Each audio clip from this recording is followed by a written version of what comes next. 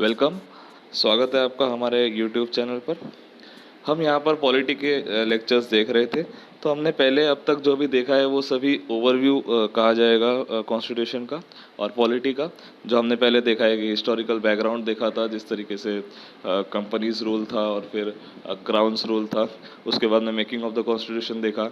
हमने ये देखा कि बोरोड कॉन्स्टिट्यूशन नहीं है हमारा, जो कहा जाता है कि क्रिटिसिज्म है कि हमारा जो कॉन्स्टिट्यूशन है वो बोरोड कॉन्स्टिट्यूशन है, तो ये गलत क्रिटिसिज्म है। उसके बाद में हमने फीचर्स ऑफ द कॉन्स्टिट्यूशन देखा कि जहाँ पर हमने लेंथीएस्ट रिटन कॉन्स्टिट्यूशन है इसके बारे में देखा। फिर पार्लियामेंट्री फॉर्म ऑफ गवर्नमेंट के बारे में देखा, इंडिपेंडेंट जुडिशरी के बारे में देखा, और फंडामेंटल राइट्स, फंडामेंटल ड्यूटीज़ और भी बहुत कुछ उस लेक्चर में हमने देखा था। तो आज से हम यहाँ पर हमारा संविधान शुरू करने जा रहे हैं। तो उस संविधान में सबसे पहले जो चीज़ हम देखने को मिलेगी वो है प्रीएम्बल ऑफ द कॉन्स्टिट्यूशन।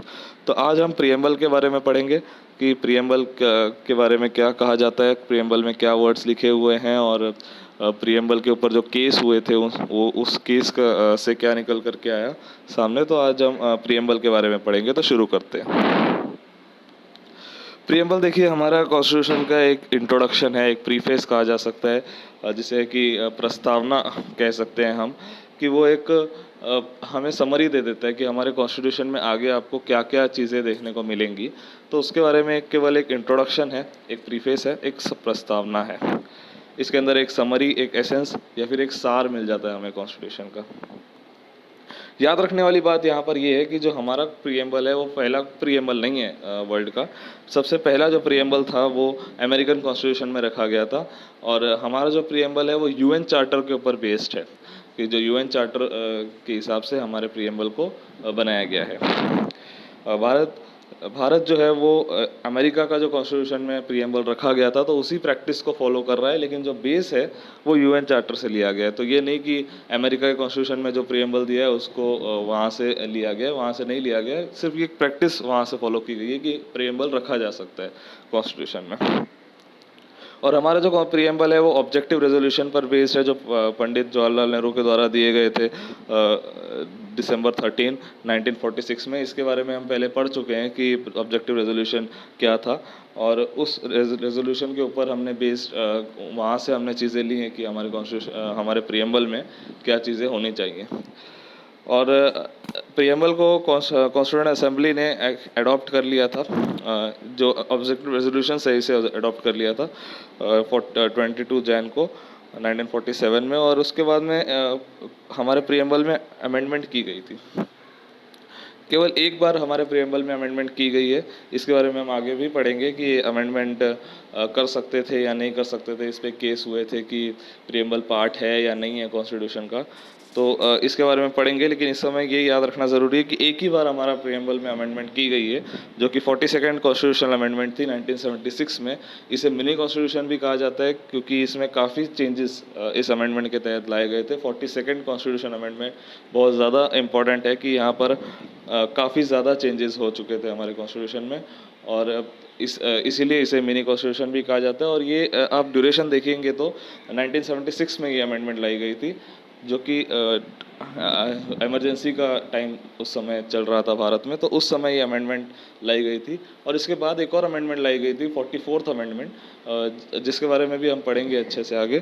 तो इस समय याद रखने वाली बात यह है कि 42nd कॉन्स्टिट्यूशन अमेंडमेंट जो है उसे मिनी कॉन्स्टिट्यूशन भी कहा जाता है, और इसी अमेंडमेंट के तहत हमने हमारे प्रीएम्बल में भी अमेंडमेंट की थी। और केवल एक ही बार प्रीएम्बल में अमेंडमेंट हुई है अब तक। और इस अमेंडमेंट में हमने 3 वर्ड्स ऐड किए थे हमारे प्रीएम्बल में, सोशलिस्ट, सेक्युलर और इंटीग्रिटी। ये 3 वर्ड्स को हमने प्रीएम्बल में ऐड किया था। तो ये बहुत इंपॉर्टेंट हो जाता है कि इस अमेंडमेंट एक ही बार अमेंडमेंट हुआ है, और उस अमेंडमेंट में हमने क्या ऐड किया है। तो ये 3 वर्ड्स ऐड किए हैं, सोशलिस्ट, सेक्युलर और इंटीग्रिटी। ये हमारा प्रीएम्बल है। इसे एक बार हम पढ़ लेते हैं यहाँ पर। हालांकि ज़रूरी है कि हमें पता होना चाहिए कि हमारे प्रीएम्बल में क्या लिखा गया है। तो इसमें लिखा गया है कि we the people of India having solemnly resolved to constitute India into a sovereign, socialist, secular, democratic republic and to secure all its citizens justice। 3 type के जस्टिस दिए गए हैं हमारे प्रीएम्बल में। तो 3 टाइप क्या हैं, सोशल, इकोनॉमिक और पॉलिटिकल। लिबर्टी दी गई है किस चीज़ की, थॉट, एक्सप्रेशन, बिलीफ, फेथ और वर्शिप, यानी कि 5 तरीके की। उसके बाद में इक्वालिटी दी गई है, status, opportunity and to provide among them all. Fraternity, assuring the dignity of individual and unity and integrity of the nation. और हमारा जो कॉन्स्टिट्यूएंट असेंबली है उसे 26 नवंबर 1949 को इस प्रियम्बल को अडॉप्ट किया गया था। और जैसा लिखा है यहाँ पर कि in our constituent assembly the 26th day of November 1946 do hereby adopt enact and give our self this constitution, यानी कि हमने कॉन्स्टिट्यूशन अडॉप्ट किया था और प्रियम्बल को भी उसी दिन अडॉप्ट कर लिया था। हमने पहले ये बात पढ़ ली है कि 26 नवंबर को भी हमारे काफ़ी पार्ट्स और काफ़ी आर्टिकल्स और प्रियम्बल हमने अडॉप्ट किया था और उसके बाद पूरी तरह से कॉन्स्टिट्यूशन को हमने जो हमारा कॉन्स्टिट्यूशन एक्ट किया गया था वो किया गया था 26 जनवरी 1950 को। तो इसी वही बात है यहाँ पर कि प्रियम्बल में ये डेट दी गई है कि 26 नवंबर 1949। ये सवाल बन जाता है कि प्रियम्बल में कौन सी डेट लिखी गई है। हम कंफ्यूज हो सकते हैं कि 26 जनवरी 1950 लिखी गई होगी, लेकिन ऐसा नहीं है। 26 नवंबर 1949 ये वर्ड प्रियम्बल में लिखी गई है। अब ये प्रियम्बल में जो भी वर्ड्स दिए गए हैं उसके बारे में हम डिटेल में पढ़ेंगे आगे कि क्या क्या इसका मीनिंग है, लेकिन आप इस समय ये देखिए कि हमने जो अमेंडमेंट की थी उसमें ऐड किए थे सोशलिस्ट, सेक्युलर और इंटीग्रिटी। ये 3 शब्द को हमने इसमें ऐड किया था। तो इन सब शब्द का मीनिंग एटलीस्ट हमें पता होना चाहिए। तो हम इन सब और बाकी जो शब्द है उनके बारे में भी हम डिटेल में पढ़ेंगे। तो अब यहाँ पर देख सकते हैं कि शुरुआत में जैसे प्रियम्बल शुरू होता है तो we the people of India, यानी कि हमारे बारे में ये प्रियम्बल है, तो हमें इसके बारे में जानना बहुत ज़रूरी हो जाता है। अब यहाँ पर एक कंट्रोवर्सी थी कि क्या प्रियम्बल हमारे कॉन्स्टिट्यूशन का पार्ट है या नहीं है, क्योंकि इसे केवल स्टार्टिंग में रख दिया गया था और ये केवल एक समरी था कॉन्स्टिट्यूशन का। इसका जो भी पार्ट्स लिखे गए हैं या जो भी प्रियम्बल में वर्ड्स हैं जैसे हमने पढ़ा अभी, तो उन सब के लिए हम कोर्ट में नहीं जा सकते थे कि जो भी इसमें लिखा है, जैसे जस्टिस है, सोशल, इकोनॉमिक, पॉलिटिकल, तो इसमें लिखा गया इसलिए हम कोर्ट में चले गए, तो ये सही नहीं है। इस तरीके से नहीं कर सकते थे। तो इसलिए ये सवाल था कि क्या प्रियम्बल हमारे कॉन्स्टिट्यूशन का पार्ट है या नहीं है। तो इसके लिए 1960 में सबसे पहले बेरोबारी यूनियन का केस आया, जो कि बहुत याद रखने लायक चीज़ है कि सबसे पहली बार ये सवाल उठा कि क्या प्रियम्बल हमारे कॉन्स्टिट्यूशन का पार्ट है या नहीं है। तो इस केस के तहत ये कहा गया कि प्रियम्बल हमारे कॉन्स्टिट्यूशन का पार्ट नहीं है। ऐसा क्यों कहा गया? क्योंकि जो प्रियम्बल है हमारा, ये कहा गया था इस केस में कि प्रियम्बल को यदि हम हटा भी दें हमारे कॉन्स्टिट्यूशन से, तो हमारे संविधान में जो भी लिखा गया है आगे, फंडामेंटल राइट्स हैं या फंडामेंटल ड्यूटीज़ हैं या फिर हम कह सकते हैं डीपीएसपी है, और भी जो भी चीज़ें हैं जैसे सुप्रीम कोर्ट की बात की जाए और एमरजेंसीज की बात की जाए, तो जो भी पार्लियामेंट की बात की जाए, तो जो भी यहाँ पर लिखा गया है कॉन्स्टिट्यूशन में उसमें कोई भी फ़र्क नहीं पड़ेगा। यदि हम प्रियम्बल को रखें या ना रखें, तो उस चीज़ से आगे के जो आर्टिकल्स हैं या पार्ट्स हैं कॉन्स्टिट्यूशन के या शेड्यूल्स हैं कॉन्स्टिट्यूशन के, तो उस पर किसी में भी कोई भी इफेक्ट नहीं होने वाला है। तो इसलिए ये कहा गया कि प्रियम्बल जो है वो हमारे कॉन्स्टिट्यूशन का पार्ट नहीं है।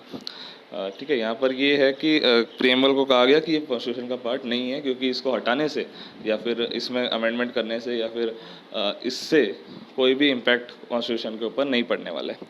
उसके बाद एक बहुत ही इम्पोर्टेंट केस आता है, केशवानंदा भारती केस, जो कि एक लैंडमार्क केस कहा जा सकता है और हम इसके बारे में काफ़ी बार हमारे आगे के जो चैप्टर्स हैं उनमें भी डिस्कस करेंगे। तो ये काफ़ी इम्पोर्टेंट केस है। इस केस से बेसिक स्ट्रक्चर का एक कॉन्सेप्ट निकल करके आया था कि जो हमारा कॉन्स्टिट्यूशन है उसमें हम अमेंडमेंट कर सकते हैं, कितनी भी हम चाहें उतनी अमेंडमेंट कर सकते हैं, लेकिन हम हमारे कॉन्स्टिट्यूशन का बेसिक स्ट्रक्चर को डिस्टर्ब नहीं कर सकते। कि जैसे कि आप समझ लीजिए कि आपका घर है, एक घर है, उस घर में आप अंदर को कुछ भी इंटीरियर डेकोरेशन कर सकते हैं या इंटीरियर आप कुछ भी कर सकते हैं हमारे घर के अंदर। कि आपने कहीं पे टीवी रख दिया, कहीं पे आप अपनी सहूलियत के हिसाब से वहाँ पर जो चाहे जैसे बेड रख दिया या जो आप चाहें वैसा आप घर के अंदर कर सकते हैं। लेकिन जो बाहर की दीवारें हैं उसको आप चेंज नहीं कर सकते। वो आपका बाहर का जो स्ट्रक्चर है वो बेसिक स्ट्रक्चर हो गया कि आप इसे चेंज नहीं कर सकते, उसके अंदर का आप कुछ भी अमेंडमेंट कर सकते हैं। तो यही बात है कि कॉन्स्टिट्यूशन में कुछ पार्ट ऐसे रखे गए थे, कुछ आर्टिकल्स ऐसे रखे गए थे जिसे कि आप बेसिक स्ट्रक्चर है वो, और उसे आप अमेंड नहीं कर सकते। तो उसके अंदर आप ऐसे चेंजेस नहीं कर सकते कि आप बेसिक स्ट्रक्चर को चेंज कर दें। तो ये इस केस में 1973 में केशवानंदा भारती केस आया था, इस केस में ये कहा गया था। और ये कौन से पार्ट होंगे, ये कौन से आर्टिकल्स होंगे जो बेसिक स्ट्रक्चर फॉर्म करेंगे, तो ये जो सुप्रीम कोर्ट है वो केस टू केस इसे डिफाइन करेगा, ये सुप्रीम कोर्ट ने कहा था।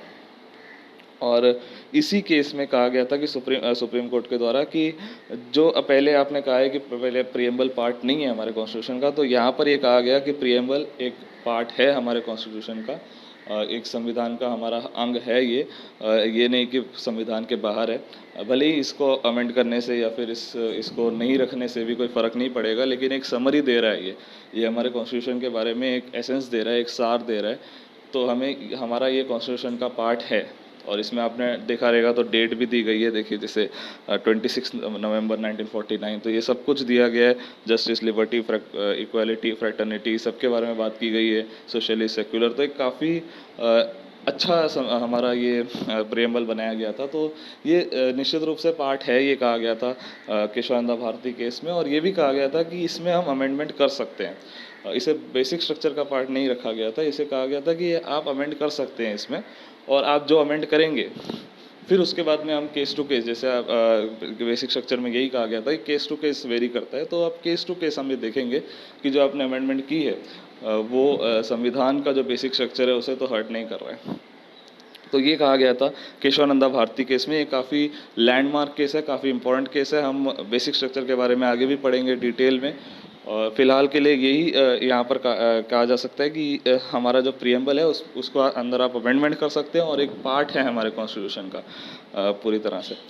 उसके बाद में आया था LIC ऑफ इंडिया केस, जो कि 1995 में आया था। और इस केस में सुप्रीम कोर्ट ने एक मोहर लगा दी थी, ये कहा जा सकता है कि एक कंफर्म कर दिया था कि प्रियम्बल जो है वो तो एक अभिन्न अंग है, जैसे कि एक इंटीग्रल पार्ट है हमारे संविधान का। मतलब कि प्रियम्बल अब पूरी तरह से पार्ट हो गया था, कि शुरुआत में जो कहा गया था बेरुबार यूनियन केस में कि ये पार्ट ही नहीं है हमारे कॉन्स्टिट्यूशन का, तो अब LIC ऑफ इंडिया केस में ये कंफर्म कर दिया गया था कि ये हमारे कॉन्स्टिट्यूशन का पार्ट है, पूरी तरह से एक इंटीग्रल पार्ट है। तो जैसे बाकी के जो कॉन्स्टिट्यूशन के अदर पार्ट्स हैं, जैसे आगे हम पढ़ेंगे जो आर्टिकल्स हैं, जो आगे पार्ट्स हैं, सिटीजनशिप है, या फिर हम कह सकते हैं कि फंडामेंटल राइट्स है, DPSP है, तो उस सभी पार्ट्स की तरह प्रियम्बल को भी कॉन्स्टिट्यूएंट असेंबली के द्वारा एनेक्ट किया गया था। लेकिन पूरा कॉन्स्टिट्यूशन हमारा बनने के बाद प्रियम्बल को एनेक्ट किया गया था। उसका कारण यही है कि प्रियम्बल जो है वो पूरे कॉन्स्टिट्यूशन का एक समरी है। तो पहले पूरा कॉन्स्टिट्यूशन बन गया, तो उसके बाद हम उसके बारे में एक समरी दे सकते थे बहुत ही अच्छी तरीके से।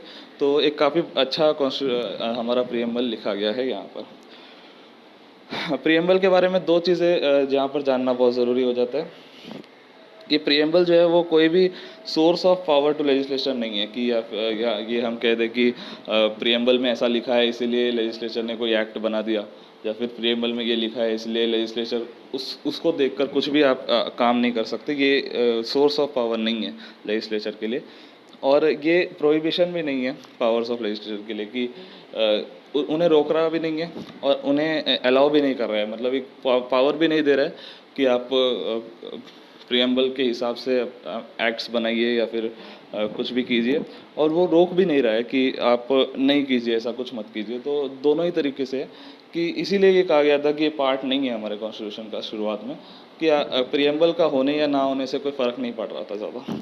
तो ये एक पहली बात रही प्रियम्बल के बारे में। और दूसरी बात ये है कि नॉन जुडिशियबल है, यानी कि इसमें जो भी वर्ड्स लिखे गए हैं, जैसे ये देखिए सोशलिस्ट है, सेक्युलर है, डेमोक्रेटिक है, रिपब्लिक है, जस्टिस है, किस टाइप की जस्टिस हैं, और 3 टाइप की, और उसके बाद में लिबर्टी है 5 टाइप की, इक्वालिटी की बात की गई है, फ्रेटर्निटी की बात की गई। तो इसमें जो भी लिखा गया है इसके लिए आप कोर्ट में नहीं जा सकते कि यहाँ पर ऐसा लिखा हुआ है और हमें नहीं मिल रहा है, या फिर ऐसा नहीं हो रहा है हमारे देश में, तो इसके रिलेटेड आप कोर्ट में नहीं जा सकते। क्योंकि ये जो प्रियम्बल है इसके बारे में ये कहा गया था कि आगे जो भी ये जो एक जो है समरी है, तो ये जो भी वर्ड्स हैं ये आगे आपको आर्टिकल्स में देखने को ज़रूर मिलेंगे।